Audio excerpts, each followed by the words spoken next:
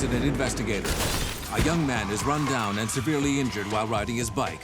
With few leads to go on, investigators find themselves in a race against the clock to track down the runaway driver. This case is probably the most disturbing case that I have ever worked with. Then, when two people are killed in a bizarre crash, reconstructionists are called on to establish if the police have done their job correctly, or if they are in part to blame for the events. Oh, it looked like a bomb had went off compared to what I had seen before.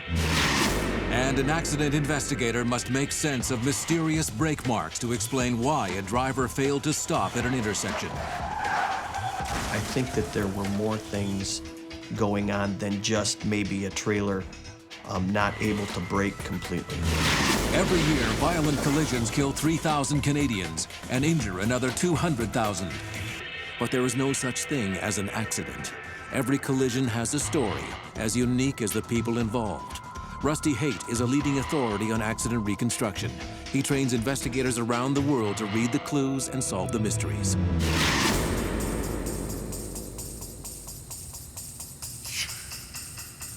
I'm gonna bet he's gonna land about here. That's my bet. Here, I'll put your stack of quarters here. Crashes are like puzzles, and when you've got a crash scene, you've got all the pieces of the puzzle, but you don't know how they go together. It's the accident reconstructionist, the accident analyst's job to put those pieces together. And sometimes you're missing pieces, like, for example, one of the cars involved, as in a hit and run. It's a beautiful Friday afternoon in a little town. Charlie Newsom is riding along a quiet local road on his way to a nearby restaurant. He's been working there for nearly a year now, and Charlie's never missed a day on the job. Today will be an exception.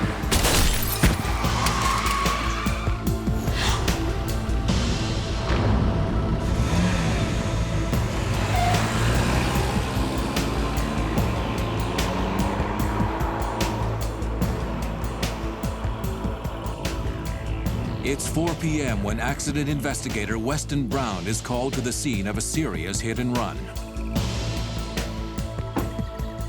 By the time he arrives, the victim has already been transported to a trauma center.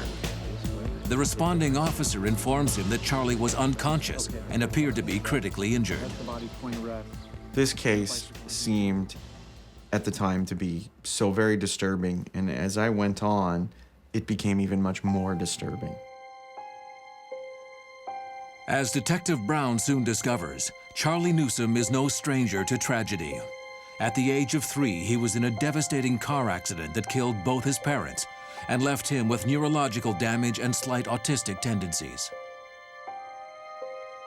Adopted and raised by his aunt after the accident, Charlie courageously fought his way through high school and finally received his diploma at age 20. He got his first job the following year, when he was hired as an assistant cook in a restaurant just outside of town. Charlie had thought of getting a license, but had chosen not to get a driver's license because he didn't feel that he had the faculties to safely operate a motor vehicle, and he didn't want to hurt anyone. And so rather than get a license and drive, which would be the easiest thing to do, he had to ride his bike something like 8 miles each way to work. He chose to do it the hard way. In a hit-and-run situation, the crash scene is also a crime scene. As a first step, Wes starts collecting as much roadway evidence as possible, but the site isn't offering much information. Then, on the edge of the road, Wes discovers some kind of crack in the asphalt.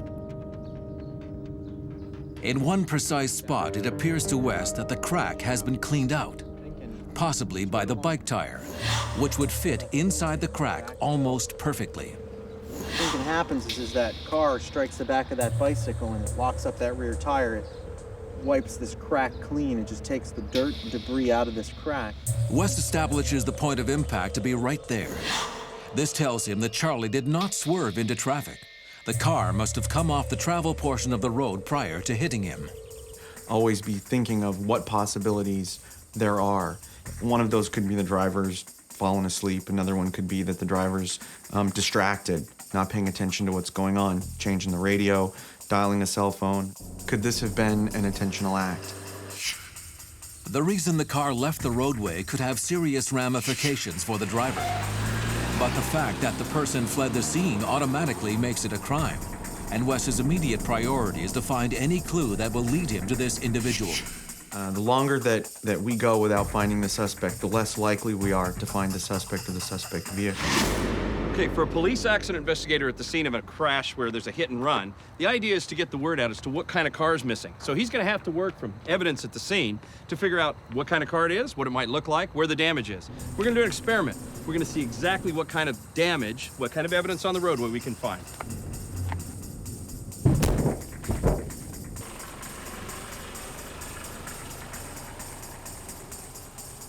That was some crash. All right, assuming we found this car after the hit and run, they tracked him down. The idea is tie this car to this bicycle hit.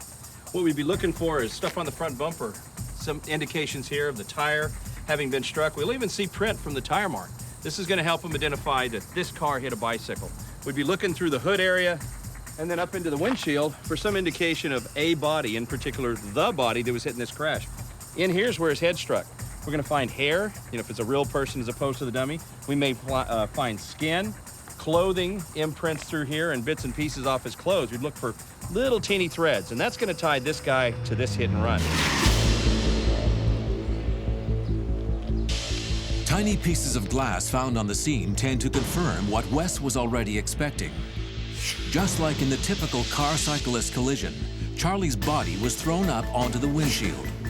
For the windshield to break, the car needed to be rolling at a minimum speed. But Wes also notes that Charlie and his bike were not found too far from the point of impact. Based on the position of the body and the bike, Wes is then able to estimate the speed of the vehicle. I did establish the speed range somewhere between 28 and 38 miles an hour. Having a good idea of the vehicle's speed at the time of impact, Wes is able to theorize on the severity of the car's damage. He puts the word out to dispatch that he's looking for a passenger car with only limited damage to the extreme right front and a smashed windshield. Meanwhile, at the hospital, Charlie's aunt is receiving devastating news. The doctor explains that Charlie's 4th and 6th vertebrae have been crushed, and his spinal cord has been irreparably damaged. The injuries are consistent with Wes Brown's theory of how the crash happened. Charlie's body was thrown onto the car, and his head violently smashed the windshield. His helmet apparently protected him from major head injury, but his neck took the shock. His vertebrae broke on impact, and the resulting damage to the spinal cord cut off most of his nerves from his brain. At age 22, Charlie Newsom will live the rest of his life as a quadriplegic. Car accidents are a common cause of quadriplegia, and it's oftentimes the most frequent cause that we see in our hospital. Typically, there are injuries to the spinal cord between the 5th and 7th cervical vertebrae, where the spinal cord is either cut or damaged to the point where the nerve signals that are coming from your brain can't go out to your arms and your legs. After hearing of Charlie's devastating injuries, Detective Brown is more determined than ever to bring this hit-and-run driver to justice. I learned about Charlie and his disability and the things that he'd been through early on in his life. And I say that because Charlie worked his whole life to be his own man, to be on his own. He just bought his first house on his own with no help from anyone else.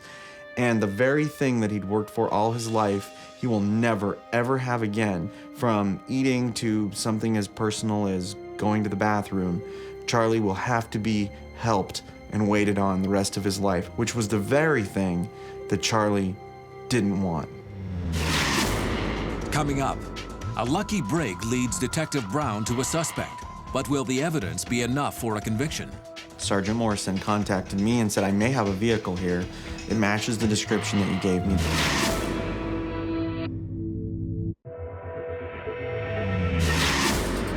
The victim of a hit and run will spend the rest of his life in a wheelchair.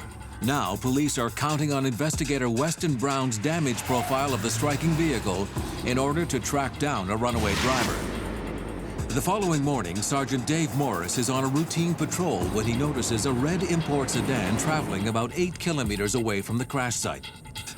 He only catches a glimpse of the car, but thinks that he observes some damage to the front of the vehicle. He quickly turns around and runs the license plate number through dispatch. As soon as he learns that the car has an expired registration, he pulls the driver over. The driver is identified as Eric Mcmahon. He tells the police that he's on his way to an auto glass shop to repair his windshield.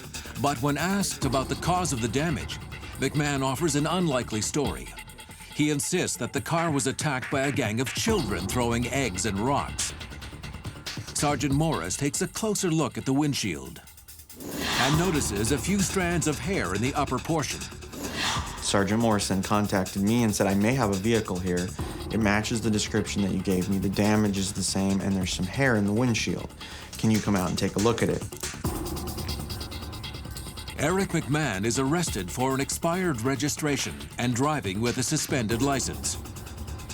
Wes also obtains a search warrant for the vehicle, and the car is impounded for further investigation.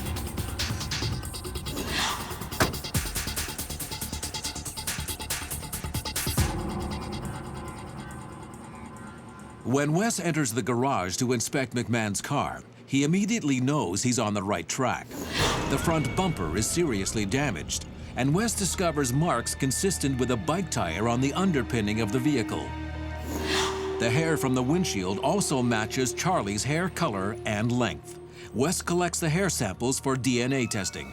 I'm feeling good that I have the right car. This is the car that's involved in the collision. Now I have to do some interviews and in order to put the driver behind the wheel. The question really is, who was driving that vehicle? Wes interrogates Mcmahon, who claims that he has no idea what the police are talking about. He has no knowledge of Charlie's accident at all, and goes so far as to say that he was at home all day the day before. Questioned about the hair, he adds a new line to his story, saying that he now thinks he might have also hit a small deer with his car just the week before. So I'm feeling very confident that this guy's starting to get caught up in his lies. Looking for more evidence, Wes obtains a search warrant for Mcmahon's house. Good evening. Are you Eric Mcmahon's mom? Yes, I am. The suspect is a university student living with his parents. His mother and little sister are obviously distraught when Wes tells them that Eric has been arrested. I really kind of felt bad for the family, but, you know, a very nice, upper middle class, upstanding mom and dad, still married, good people. They came across at least as very nice people. And here's the police serving a search warrant on their house in this neighborhood. Wes starts searching Mcmahon's room for evidence. One of the things I was looking for was anything that would lead me to the area that Eric was the day before. And that's exactly what Wes finds. A credit card receipt from a bar situated just a block away from the collision site. At first, when I looked at it, I just looked in and went, oh, the corner bar, one beer, not that big a deal.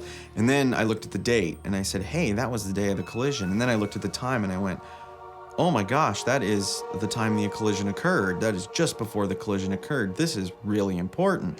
And I was very happy to find that piece because now it leads me down another trail. Now I can go to that bar and contact the people at that bar and talk to them about, hey, do you remember this person? Things like that. Okay, was he in here The bartender tells Wes that Eric Mcmahon is a regular. On the afternoon of the crash, she distinctly remembers him playing some pool by himself, having only one beer, and heading out alone. And I had to think to myself, well, geez, here's a guy who's even only had one beer. Why is he just hitting this person, leaving his broken body on the side of the road for this man to die? Weston can now prove that Eric Mcmahon was in the area of the crash scene at the exact time of the collision. He can also prove that the damage to Mcmahon's car matches the victim's injuries and the evidence at the scene. And when the DNA test finally reveals that the hair found on the suspect's windshield belongs to Charlie Newsom, Wes is confident that he can recount the events that led to this devastating hit and run. The facts are the facts. On a Friday afternoon, Charlie Newsom is riding his bike to work along the cycling lane of a local road. At the same time, Eric Mcmahon is on his way home after playing pool in a nearby bar. We're never able to determine why the car left the road. For whatever reason, maybe he was distracted. For a reason that remains a mystery, Mcmahon's vehicle leaves the roadway and strikes Charlie Newsom. Thrown onto the hood, Charlie smashes his head on the windshield. The impact breaks Charlie's neck and hurls him up onto an adjacent lawn. Fully aware of what has happened, Eric Mcmahon contemplates his next move. To stay and help his victim means to accept responsibility for his actions. Instead, he chooses to flee, leaving Charlie's broken body on the roadside. Probably one of the most touching moments of this entire case for me was the sentencing. Charlie's aunt was there, and she had a prepared letter that she read to the entire courtroom at sentencing. And one of the sentences in there, and I have the letter here with me, one of the sentences in there was, I did, however, read the entire file to Charlie. We haven't got a whole lot else to do these days. And I asked him if there was anything he would like me to say to the court. And Charlie said no. And this, I believe, was because he had already made excuses for Mr. McMahon's behavior and dismissed them from memory. That is what Charlie does to people who injure him. Still, the court may find it interesting, as I did, that as I was putting the file away, Charlie looked up and said, and Your Honor, this is verbatim, "Boy, I'm sure glad I'm not that guy." As he's laying in his bed without the use of his hands, without the use of his arms, without the use of his legs, he says, "Boy, I'm sure glad I'm not that guy." I find that pretty moving. Charlie Newsom never moved to his new house. He still lives with his aunt. Eric Mcmahon is presently serving a 7-year prison sentence. Coming up, a car crash turns from bad to worse as 2 people are killed and a police officer ends up fighting for his life. Well, it's no doubt police officers are brothers, and so it gets a little closer to home, and so it's something that you have to swallow a little bit more.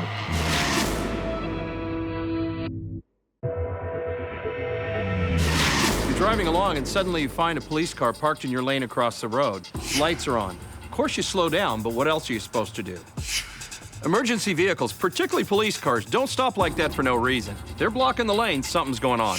At the very least, you should stop and see if someone comes out to give you directions. When you do go through, you start out at a real low speed and stay that way till you know it's clear, because you never know what's going to be just around the curve. After a 9-hour flight, Elliot Dobson is on his way home to his family. Fresh out of med school, he spent the last 15 months in Africa as a volunteer medic. Traveling swiftly on a road he knows well, he's just minutes away from a clean bed, familiar faces, and his mom's home cooking. Then, as he winds around a long curve, a woman appears in the middle of the roadway waving her arms wildly. He sees her just in time to react to the overturned van straddling the lanes in front of him. The woman is hysterical. She explains that she's been in a crash. She's not hurt, but the occupant of the other car has been ejected in the collision. Elliot takes one look at the driver and knows that he's been seriously injured. The man has a wide-open gash on his forehead that is pumping out a lot of blood, and he's complaining of pains in his chest. Please, there's been an accident over there. He covers the victim with a blanket to control the man's temperature, applies pressure to his wounds, and reassures him that help is on the way. Matthew Glass is the first police officer to get on the site. We had to make the scene safe first. Because the crash occurred just beyond a curve in the road, drivers don't have a lot of time to react to the scene. Officer Glass immediately backs up his cruiser and parks at an angle with the lights flashing to alert approaching traffic. You want to build a shell around your scene to protect yourselves so you can get in there without worrying about who's coming behind you or who's coming this way, so you can work and do what you've got to do to take care of these people. Matthew is relieved when he learns that a doctor is already on site. This allows him to relay medical information about the victim to EMS that are already on their way. But Elliot is worried. He knows that traffic crashes are the cause of 55% of paralysis. A few minutes later, veteran accident investigator Mike Barnes is on his way home from work when he notices that the road is blocked ahead of him. By this time, a backup police unit has arrived and an officer is redirecting traffic. I asked him what was going on. He said he had an accident down the road, and so I decided to go up and see if I could provide some help. At the scene, Mike immediately recognizes his fellow officer, Matthew Glass. His first question is about the condition of the victims. He was attending the driver of the van, and Dr. Dobson was attending to him as well. They had stopped the bleeding on his head, and I asked Matt if there was anything else I could do for him. Matthew asks Mike if he could look after the woman who was also involved in the crash. Betty Reynolds is not injured, but she's still in tears. Her damaged white sedan is parked on the shoulder further down the road. She explains to Mike that she was driving alongside the other car when she dropped her cell phone.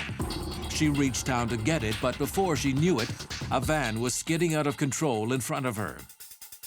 At some point, the vehicle started to flip over and the driver was thrown out. Once Reynolds regained control of her car, she pulled over and immediately ran to get help. Anytime you get behind the wheel, there's an alarming number of other drivers around you using their cell phone to send a text message or talk while they're driving. Studies suggest you're 4 times more likely to be involved in an injury crash if you're using your phone and driving. Many states have actually outlawed the use of cell phones, and it's being debated at other states and at the federal level. Should it be outlawed altogether? Still a controversial issue. As emergency personnel arrive at the scene, an officer approaches to take Betty Reynolds' official statement.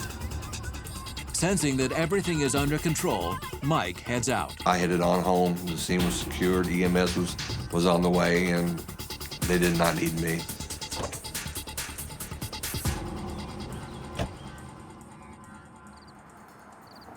But Mike's day is far from over.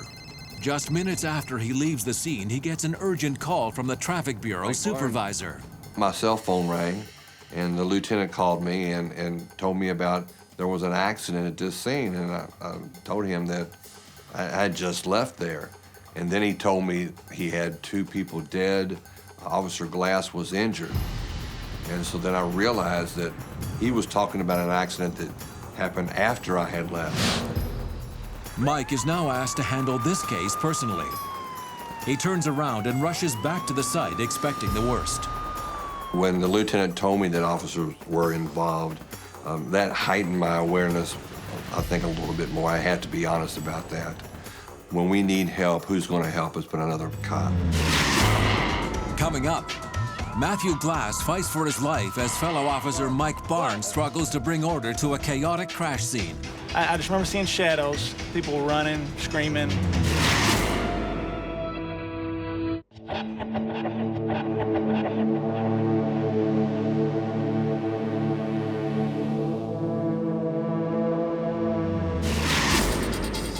After being thrown from his vehicle in a severe car accident, a man now identified as Bill Witherspoon rests in the middle of the roadway. As EMS personnel arrive on the scene, Officer Matthew Glass and Dr. Elliot Dobson are tending to the victim's injuries. Drivers approaching the curb see police car lights flashing and stop.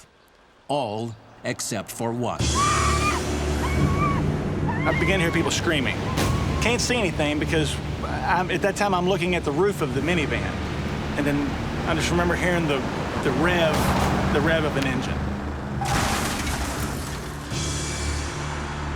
Only minutes before, accident investigator Mike Barnes had left a crash scene that had been completely secured and where everything was under control. He quickly realizes why his boss asked him to return. Oh, it looked like a bomb had went off compared to what I had seen before.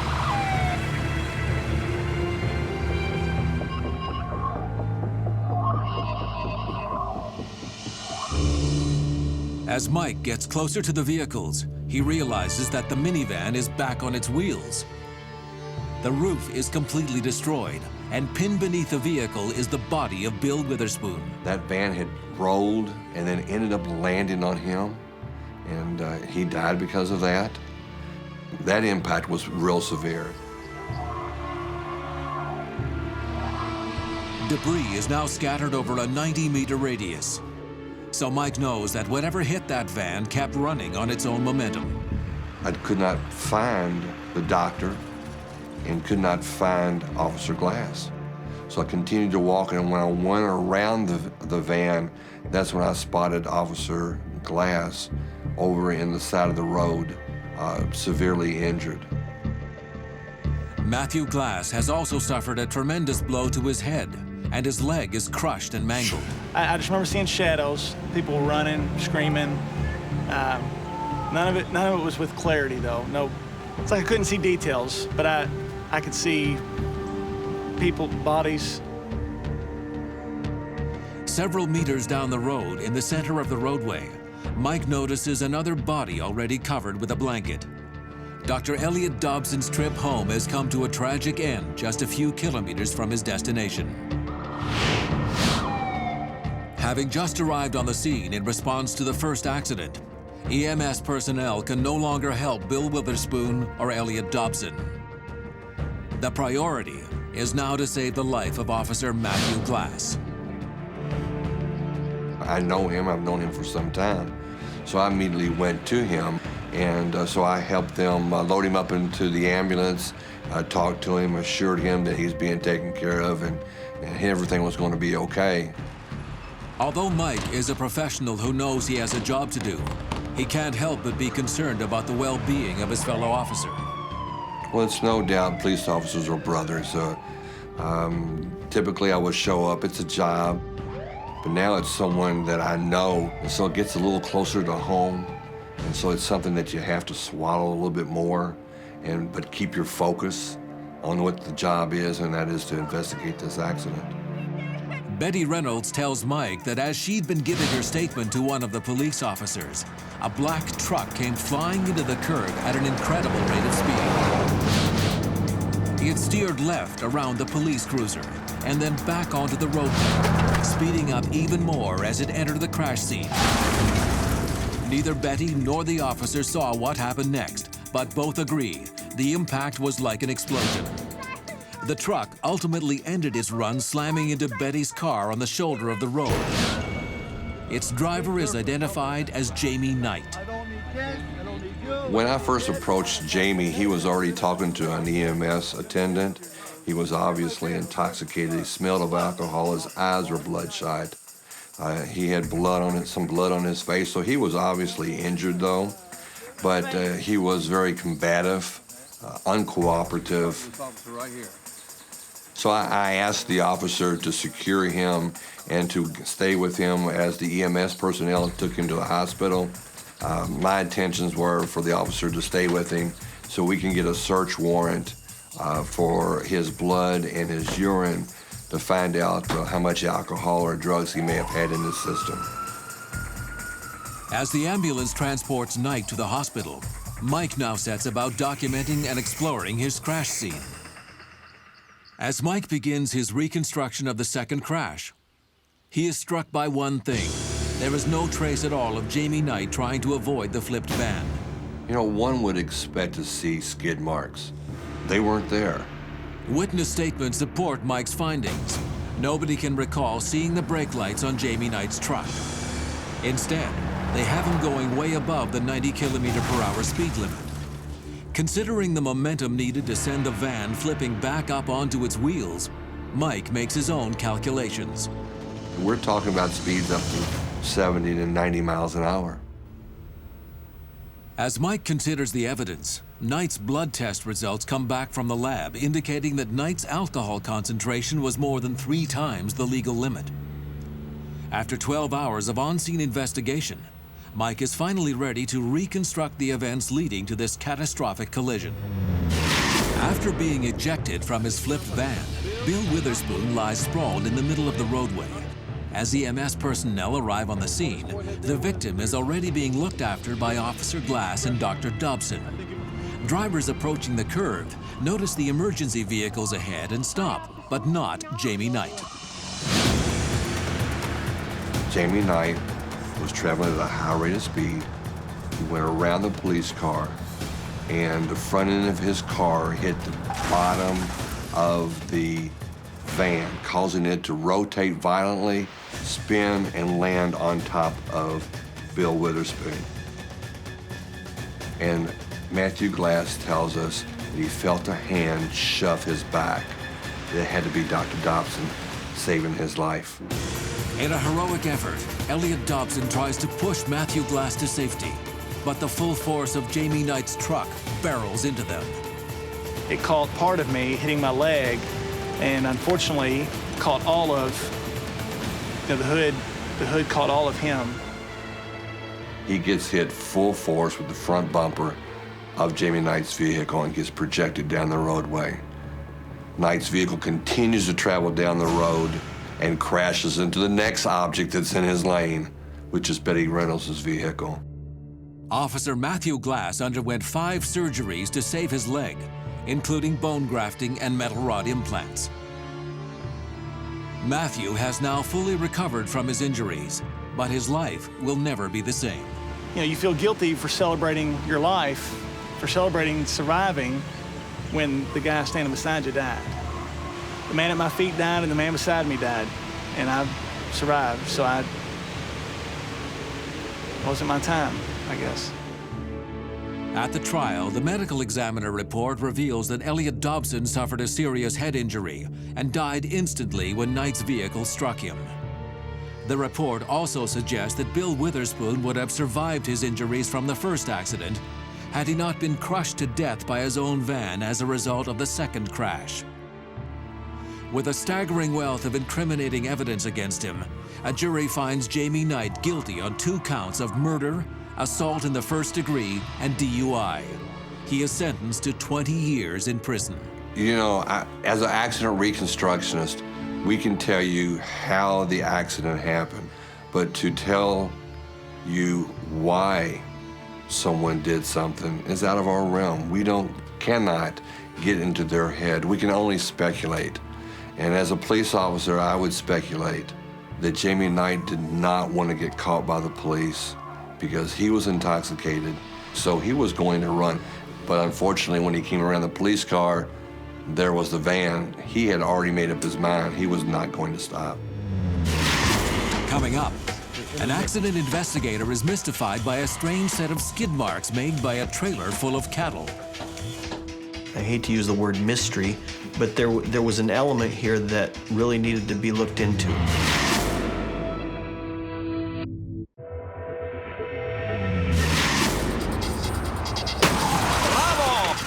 they're fresh, but they're gonna go away. Every crash has a story to tell. You heard that in the outset of the show, right? Well, those pages of that story are written out here on the asphalt. Tire marks are like the fingerprints of a given car. But sometimes marks on the roadway can cause more questions than give us answers. Best party is walking around, all the kids are running around. Ranchers John and Kevin Drake have driven to the regional stock show more times than they can remember. But this year will be different. For the first time in their lives, the 2 brothers will be attending the event without their father, who died of cancer the previous winter. Remember the time when Dad fell off the horse? Exchanging fond childhood memories, they tow their stock trailer on what they think will remain a pretty quiet road until they reach their destination.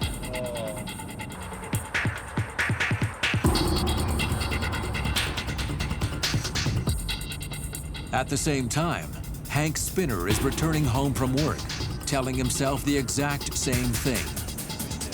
They couldn't be more wrong.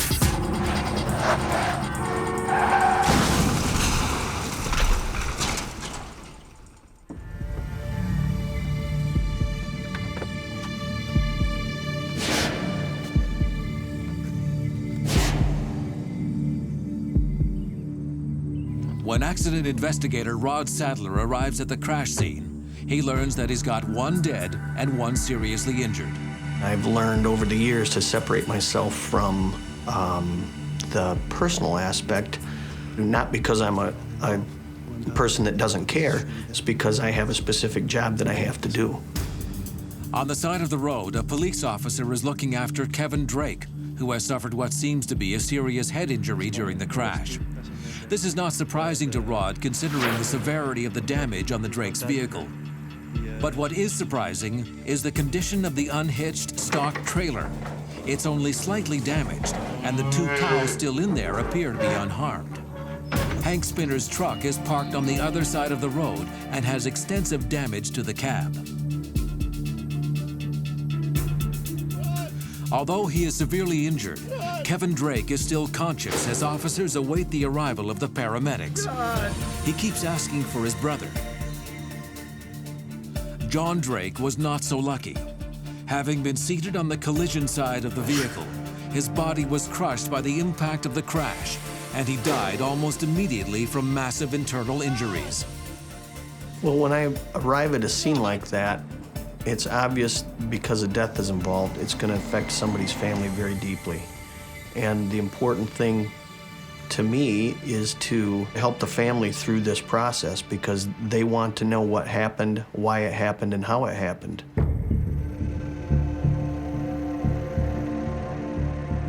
By the time the ambulance arrives, Kevin Drake's head has become dangerously swollen. The severity of his head trauma and his state of consciousness indicate that Kevin could have suffered internal cranial bleeding, and the risk of irreversible damage to the brain is very real. If it's the case, time is against him. As the emergency medical technicians lift him inside the ambulance, Kevin manages to tell Rod that he was driving the pickup truck, but has absolutely no recollection of what has just happened. The driver of the other pickup truck is in shock. Hank Spinner only suffered minor injuries, but when Rod asks him about the accident, Spinner does not remember much either. He says he hadn't even realized there was another vehicle coming towards the intersection until he felt a tremendous crash. His own vehicle came to a skidding stop, and only then did he even become aware of the other pickup truck. Rod assesses the scene. He has two paved country roads connecting together in a T intersection with a stop sign in the direction the Drakes were traveling.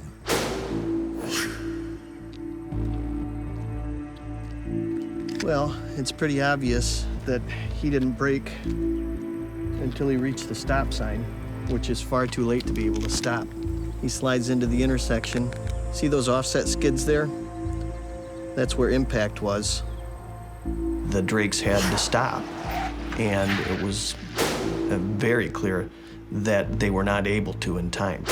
Was it human error? Is there a mechanical problem? So do you think a little weight behind a car might make a difference in terms of stopping distance? We're going to find out. What we're going to do is we're going to take this cone, we're going to put it out here on the road. I'm going to drive the trailer toward the cone at a certain speed. Trailer's going to be empty. I'm going to get on the brakes and see how long it takes to stop.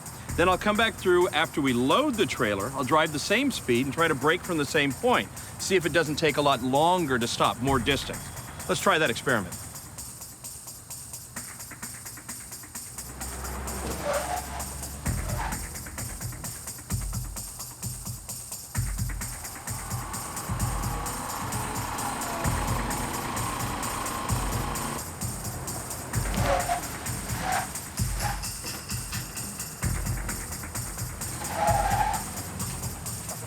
So that works out to be about 20% longer in this case. Now, here's the deal. If you don't allow for enough space in front of you when you're towing a heavy load, you could be 20% further into the car ahead of you.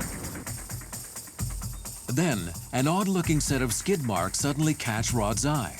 Just behind the pickup truck set of skids are what reconstructionists call skip skids. See these skids here? They're almost like a dotted line.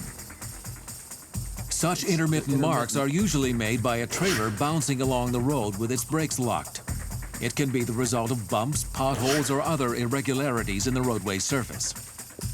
I don't think that in this particular instance, the trailer bouncing was a factor. And the reason that I came to that conclusion is the beef on board was extremely heavy. So I knew there was I hate to use the word mystery, but there was an element here that really needed to be looked into because I think that there were more things going on than just maybe a trailer not able to brake completely. Coming up, suspect wires found at the mechanical inspection of the trailer put Rod's investigation on an unexpected trail. What caught my eye was there was two new wires running along the trailer that looked out of place.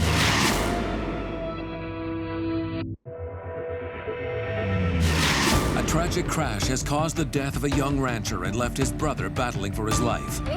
Accident investigator Rod Sadler is struggling to determine exactly why the pickup truck failed to stop at the intersection. And he's mystified by an uncommon type of skid mark originating about 27 meters behind the point of impact. But the morning after the crash, Rod is faced with what is by far the worst part of his job, interviewing John and Kevin Drake's mother. In this particular case, it was really difficult because Mrs. Drake had already lost one son. Her other son was suffering critical injuries, possibly fatal injuries. She had so many things going through her mind. But despite her grief, Mrs. Drake desperately wants an explanation for the crash. She was willing to speak with me. She answered what questions that she could. She informs Rod that her sons were on their way to the stock show. They'd set off about 2 p.m. for a 4-hour ride. It was a regular trip for them, so it was a route they both knew well, and they were both accustomed to driving with cattle trailers. This information would seem to cast doubt on the possibility that the brothers may have missed the stop sign or gotten confused at the intersection. The mechanical examination of the pickup truck also shows that the brakes were in perfect condition. This rules out the brake failure scenario.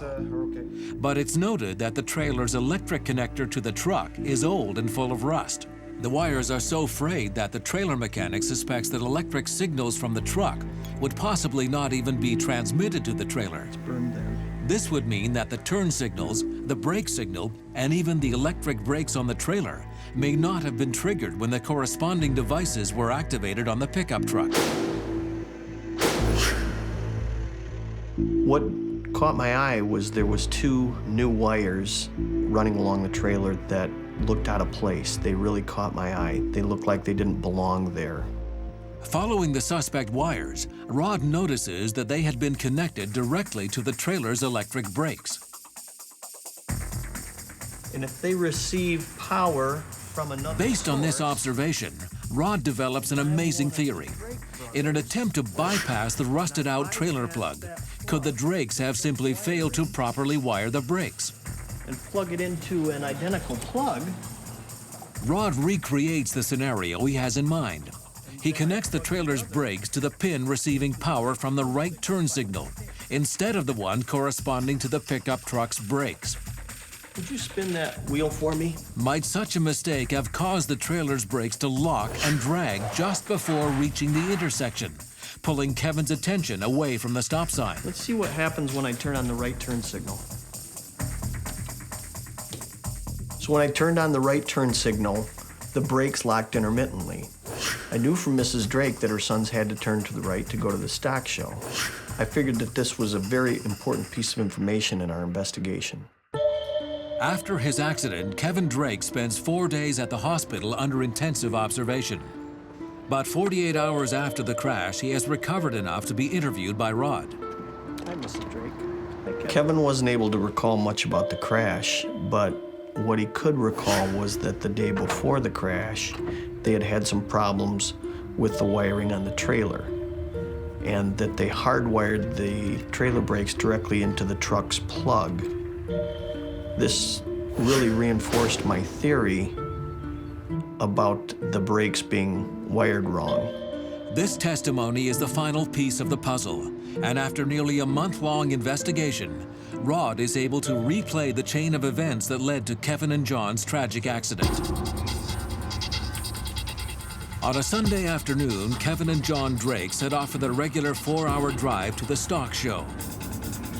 On a road he knows well, about 30 meters before a crossing, Kevin indicates his intention to turn right. But because of a badly wired attachment between the truck and the trailer, every time the right turn signal on the truck flashes, the trailer brakes activate on and off, leaving intermittent marks on the asphalt. Suddenly there's something dragging on his pickup truck intermittently, and he's focusing on that rather than what's ahead of him. Because of that, he loses his focus, he refocuses, and suddenly he realizes that he's too close to the stop sign. He locks up his brakes. By that time, it's too late.